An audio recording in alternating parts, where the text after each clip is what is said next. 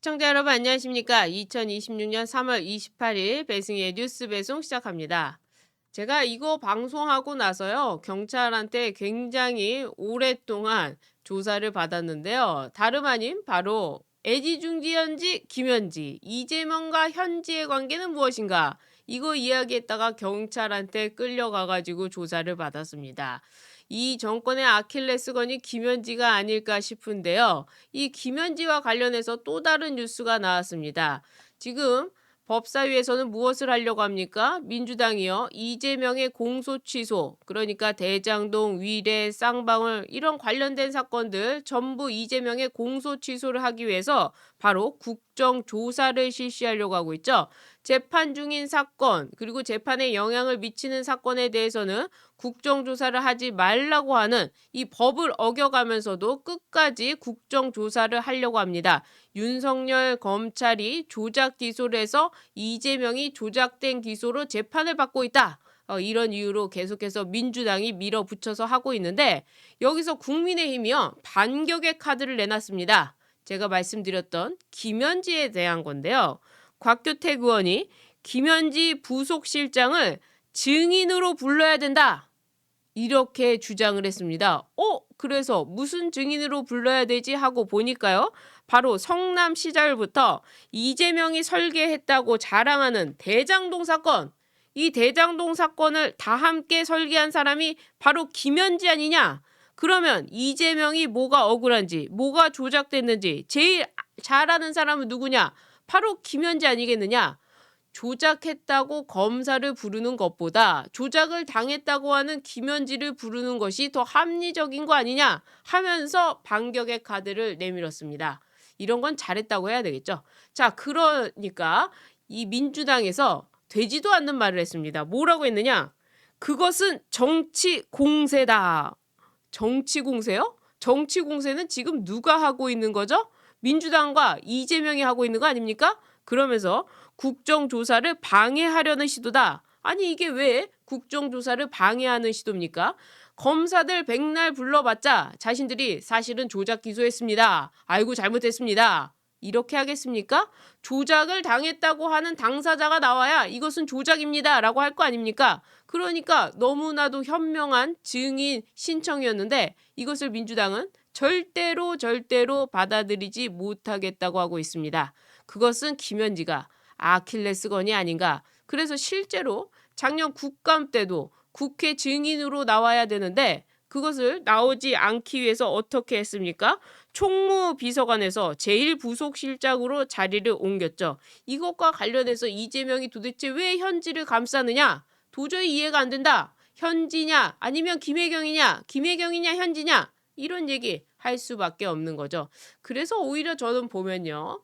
여자의 그냥 느낌으로서 김혜경이 오히려 과시하고 의시되면서 한복을 입고 또 여성스러운 척을 하고 무슨 요리를 만들고 이런 것들이 뭔가의 경쟁심에서 나오는 거 아닌가 하는 생각도 해봅니다. 그냥 제 생각이라는 겁니다. 경찰 나으리.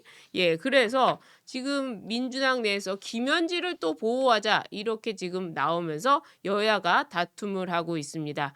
도대체 이재명이란 사람은 어떤 사람이길래 이러는 걸까? 이재명이요. 진짜 오락가락합니다. 재산도 오락가락하는데요. 재산 증식에 있어서도 엄청난 수익이 현금으로 들어왔습니다. 재산 증가분 중 현금이 2억 5천만 원이 들어온 게 있는데 이 2억 5천만 원이 경조사에서 들어왔답니다. 경조사. 일반 축의금이나 장례식장에서는 상상할 수 없는 일. 경조사에서 2억 5천만 원이 들어왔다?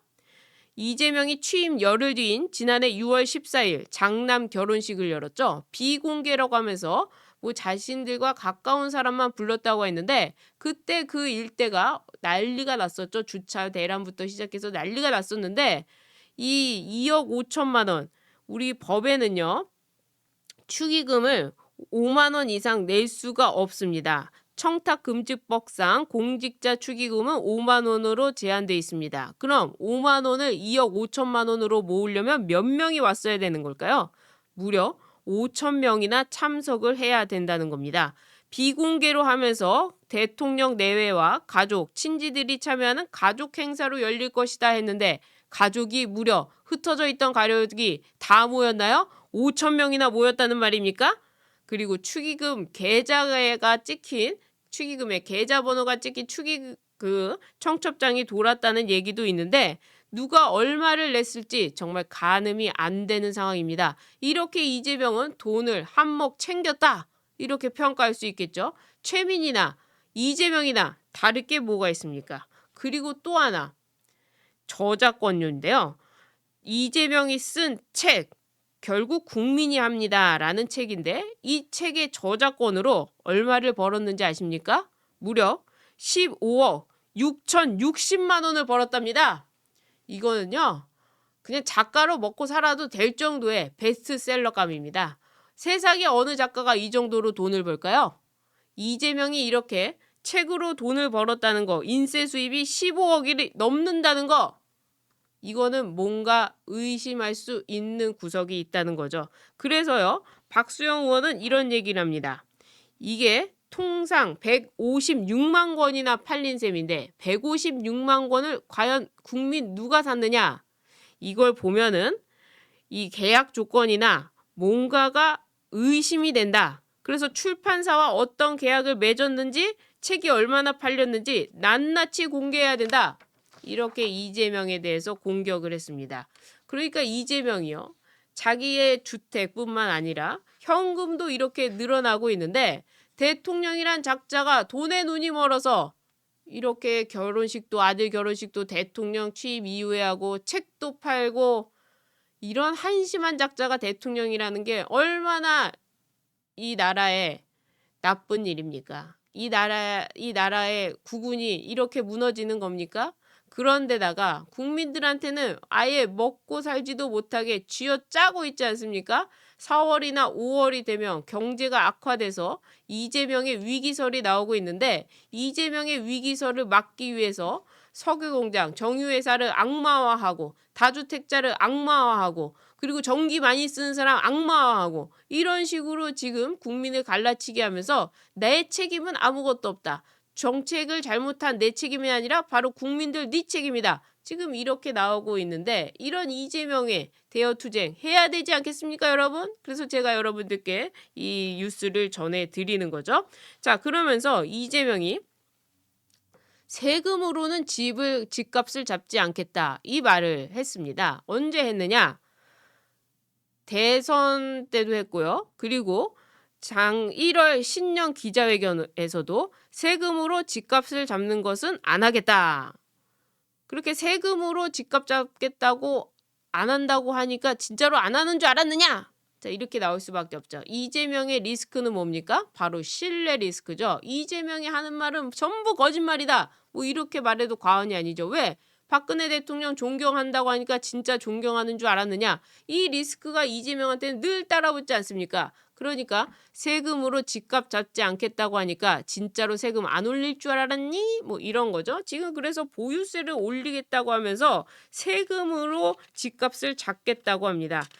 세금은요. 어떠한 목적이 있고 거기에 부과해서 이 세금을 운용하는 건데 이걸 징벌적으로 세금을 한다는 것은 공산주의, 사회주의 사상과 똑같은 거죠.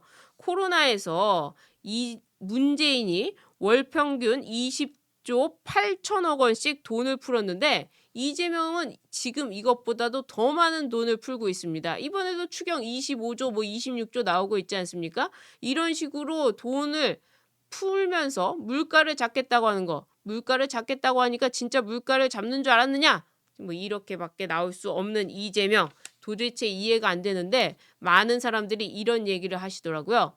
세금을 올리고 그리고 뭐 집값 잡겠다고 하면서 뭐 세금을 올리고 그리고 추경을 풀기 전에 니들 세비, 국회의원들 세비부터 내려라. 이재명의 세비부터 없애라. 이재명 공무원이니까 무료 봉사해라. 실제로요. 이 선진국보다도 우리나라가 유독 세비가 많습니다. 한국의 의원 연봉이 무려 1억 5,426만 원, 국민 소득의 3배가 넘습니다. 자, 국회의원들이 뭘 하고 있으며 이재명이 뭘 하고 있습니까? 이재명도 이 정도 받아먹지 않습니까? 이재명의 세비부터 내려라. 세금을 걷기 전에 니들부터 거울 보고 반성해라. 이런 얘기를 해주고 싶은데요. 집값 얘기가 나왔으니까 집값 얘기로 들어가 보도록 하겠습니다. 집값을 뭐라고 했느냐? 다주택자는 이 정책에서 배제한다라고 했어요. 제가 말씀드렸죠. 이렇게 배제할 것 같으면, 그러니까 무주택자가 정책을 만들어서 무결점의 정책이 된다면 음주운전 정책에 있어서는 음주운전자를 빼야죠. 그럼 이재명 빠져야죠. 자, 검찰개혁도 보십시다. 검찰개혁, 검찰을 개혁하려면 검사 사칭한 사람은 빠져야 되는 거 아닙니까? 그러니까 이재명은 빠져야죠. 그리고 이 사법개혁을 한다고 하는데 사법개혁에서는 최소한 법의 심판을 받지 않은 사람들, 그런 사람들은 빠져야 되는 거 아닙니까? 그런데 법의 심판을 받은 자가 사법개혁을 한다? 이건 말이 안 되는 거죠. 그러니까 이재명은 어떻게 된다? 대통령에서 내려와야 된다는 겁니다. 자, 이렇게 이재명 본인이 전부 음주운전이니 검사 사칭이니 이런 범죄자가 있기 때문에 요즘에 음주운전하면 뭐라고 하는지 아세요? 음주운전하는 사람, 야, 드디어 대통령 후보자가 될 수 있는 자격을 갖췄구나. 이런 소리가 국민들한테 나옵니다. 정과 하나 있으면 어때? 이재명은 정과 사범인데 정과 있으면 뭐 어때? 대통령도 될 수 있는데 지금 이렇게 도덕이 하늘에서 땅에 떨어진 겁니다. 누구 하나 때문에? 바로 이재명 때문에. 이런 이재명이 하는 말 다 거짓말인 거 아시죠? 다주택자 뭐라고 했습니까? 정책에서 뺀다고 했죠? 그런데 다주택자 정책에서 뺀다고 하니까 이재명이 오늘 나온 뉴스입니다. 다주택자 공직자한테 매각하라고 집을 팔라고 말하지 않았다. 그러니까 집 안 팔아도 된다. 다주택 갖고 있어도 된다. 다주택자가 승인해서 누락된다라는 얘기가 공무원들 사이에 파다하니까 아, 집 안 팔아도 된다. 이렇게 또 얘기한 겁니다.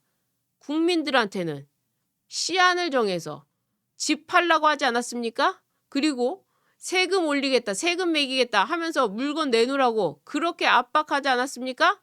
그런데 이제 와서 공직자들이 반발을 하고 아, 왜 우리를 제외하냐? 그러면 도대체 누가 만드느냐? 그래서 무주택자가 정책을 만들었다가 집값 올라가면 누가 책임질래? 이런 얘기 1차원적으로 다 나오는 얘기 아닙니까? 그런데 이걸 가지고 이제 와서 아찼구나 싶어가지고 다주택자 공직자에게 집 팔라 말라 하지 않는다. 이 국민들한테는 매각 압박을 하면서 그러면 지금 다주택자가 공무원만 있어야 되고 그러면 이 공무원들이 전세 월세를 공급하고 그럼 공무원만 또 먹여 살리는 거 아닙니까? 이런 식으로 이재명이 아주 그냥 이 국정을 갖다가 장난하듯이 노름하듯이 하고 있기 때문에 이재명한테 비판을 하지 않을 수가 없는 거죠. 민간이 다주택자를 갖는 게 이 자유대한민국 시장경제체에서 무슨 죄가 되는 겁니까? 그 사람들이 있어야만이 전세 월세가 나오는 건데 다 팔라고 하면 집을 어떻게 이사하고 또 어떻게 분가하겠습니까? 그런 상황인데 이재명이 이제는 또 갑자기 공무원들한테는 팔라 마라 말하지 않았다. 자기 또 뒤로 빠지는 거죠. 자, 이재명이 또 한마디 했습니다. 김정숙이랑 똑같습니다.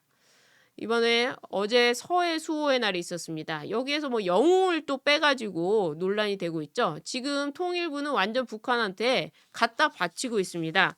통일부 정동영 장관. 정동영은 도대체 왜 한국에 사는지 모르겠어요. 북한으로 가라고 하고 싶어요.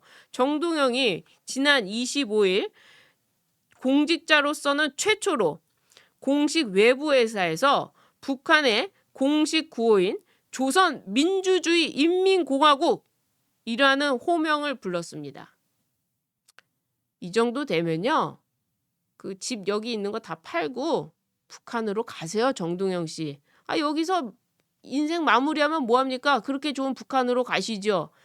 그러면서 조선인민민주주의공화국에도 책임 있는 결단이 필요하다라고 하면서 북한의 적대적 두 국가론을 강화하는 그런 말을 했습니다.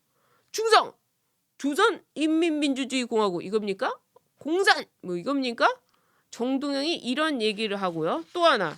정동영이 제가 뭐 했는지 말씀드렸죠. 북한의 농수산물을 수입하려고 하면서 유엔 제재를 피해서 북한에다 돈을 수백만 달러를 갖다 주려고 하고 있는데 거기다가 또 하나 뭐라고 했었느냐? 정동영이 탈북민을 향해서 북향민, 그러니까 북한 주민들, 북한에서 이 자유를 찾아서 넘어온 이 사람들을 북향민이라는 이름으로 바꾸려고 하고 있습니다. 북한을 향한 마음, 북향민이란 용어 자체가 이 탈북민에 대해서 비하하는 거죠. 그 마음을 없애버리는 거죠. 자유를 위해서 탈출한 사람을 북한을 그리워하는 사람들이라고 하는 거, 이 자체가 우리나라에서 말이 되는 얘기입니까? 우리나라 영토조항 3조와 통일조항 4조를 보면 북한은 한 나라입니다. 그런데 북향민이라뇨? 지난 이 정동영이 노무현 때 새터민이라고 해서 탈북민 대신 새터민이라는 용어를 추진하려고 했으나 새로운 터전을 찾아서 찾아온 사람들, 새로운 터전이 아니죠. 북한에서 내려오는 건 당연한 거죠. 왜? 북한은 반국가 단체이기 때문에 국가를 찾아 내려온 거 당연한 거죠. 그러니까 탈북민이라고 하는 건데 이거를 가지고 하려다가 또 그때도 안 됐습니다. 그런데 이번에 이재명 정부 들어서 저자세로 북한한테 이런 모습을 보이고 있는 겁니다. 통일부 장관을 왜 정동영을 시켰을까 하고 보니까 벨도 없이 정동영이 통일부 장관에 간 걸 보면, 왜냐? 정동영이 대통령 후보 시절에 이재명은 저 밑에 있던 사람입니다. 자, 그래서 정동영 가방 못지 같이 그 가방 못지도 안 되는 저 밑에 있는 아주 뭐 멀리 있는 그런 사람인데 이재명이 대통령이 됐다고 해서 장관 시켜주니까 통일부 장관 가가지고 이재명 밑에서 북한한테 더 저자세로 보이고 있는 정동영, 벨도 없다고 할 수 있는 거 아닙니까? 정동영이 국회에 있는 것 자체가 진짜 혁신도 아니고 개혁도 아니고 이런 사람들 다 물러나야죠. 박지원, 정동영부터 시작해가지고 이런 사람들 다 물러나야 되는데 그 얘기는 따로 하기로 하고요. 이렇게 귀를 의심케 하는 발언, 김정은의 적대적 두 국가론에 부안해동하면서 북한 입장을 대변하는 것인가? 그리고 서해수호 55명의 영웅을 기리는 날이자 천안함 폭진 16주기인 엄중한 시기에 정동영 장관이 한 발언은 명백한 헌법 위반이라는 겁니다. 자, 이거 뭡니까? 이런 식으로 북한에 대해서 저자세를 하고 있는데 이재명은 어떨까요? 이재명이 대통령이 됐으니까 서해수호의 날 원래는 안 갔죠. 그런데 이번에 어쩔 수 없이 갔습니다. 자, 여기서 김혜경은요.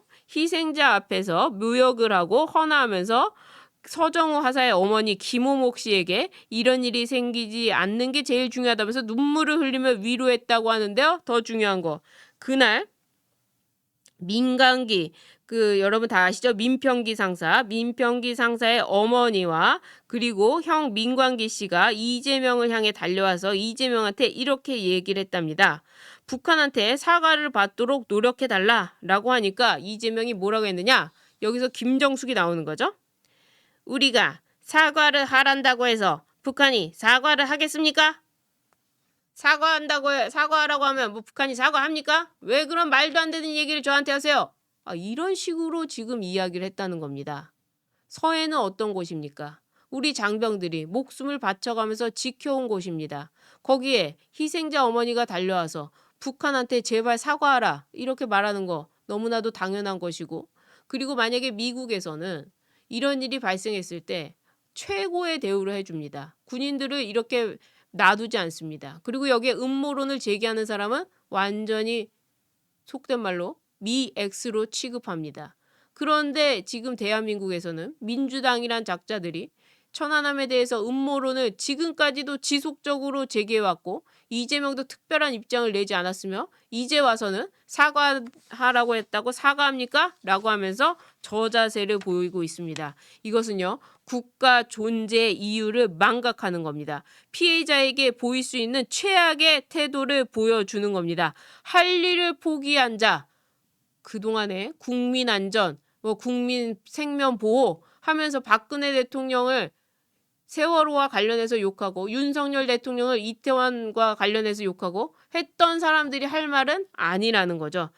북한을 상점 모시듯이 하면서 북한 심기 경호하기 위해서 우리 국민의 이 정당한 요구를 묵살하고 과거에 했던 우리 북한이나 평화가 최고의 안보다라고 하는 거, 김정은에게는 한없이 너그럽고 우리 천안함 유가족한테는 한없이 냉혹한 거, 이게 바로 이재명의 본질입니다. 이런 이재명이 계속해서 대통령이 돼야 됩니까? 이 대통령이 된 것도 어떤 선거에 부정이 있었던 건 아닐까 하는 의심, 국민들이 다 할 수 있는 거 아닙니까? 이걸 가지고 뭐라고 하는 사람들이 이상한 거죠. 자, 이재명을 보십시오. 이렇게 자유 대한민국에서 헌법 수호가 안 되는 사람인데 이런 사람이 대통령이 된다는 게 말이 안 된다고 생각하고요. 어차피 북한이 사과를 안 할 것이다 라고 하는 것 자체도 논리적으로 외교적 무능을 자인하는 꼴입니다. 자, 일본한테는 사과하라고 주구장창 외치고 있지 않습니까? 후쿠시마부터 시작해서 위안부 문제부터 시작해서 끊임없는 사과 요구하면서 왜 북한한테는 말을 못합니까? 지금은 일본은요. 미국에 가서 트럼프 대통령과 이야기하면서 북한에 가가지고 우리 국민들 데려오고 싶다. 이런 얘기 지금도 하고 있어요. 그런데 왜 직접 피해자인 우리나라는 왜 한마디도 못하고 있는 겁니까? 연평해전 그때 DJ가 월드컵 보고 있었다는 거 아닙니까? 자, 이런 상황 속에서 이재명이 대통령으로 있어야 됩니까? 그래서 제가 여러분들께 뉴스 계속 전달해 드립니다. 이런 소식 여러분들 많이 전해 주시고요. 지금은 잠시 여러분들이 뭐 뉴스도 보기 싫다, 다 보기 싫다 하지만 그래도 여러분들께서 구독 버튼 눌러주시고 좋아요 버튼 눌러주시면 정말 큰 힘이 되고요. 또 영상 공유해 주시면 이런 것들이 퍼져나가면서 다시 이재명에 대한 분노, 그래서 이재명을 타파할 수 있는 그런 계기가 마련되리라고 저는 강력히 소망하고 있습니다. 여러분들 많이 도와주시길 부탁드리면서요. 오늘 방송 여기까지 하도록 하겠습니다. 나가시기 전에 구독 버튼 눌러주시고 좋아요 버튼, 응원의 댓글도 많이 남겨주시길 부탁드립니다. 시청해주신 여러분 고맙습니다.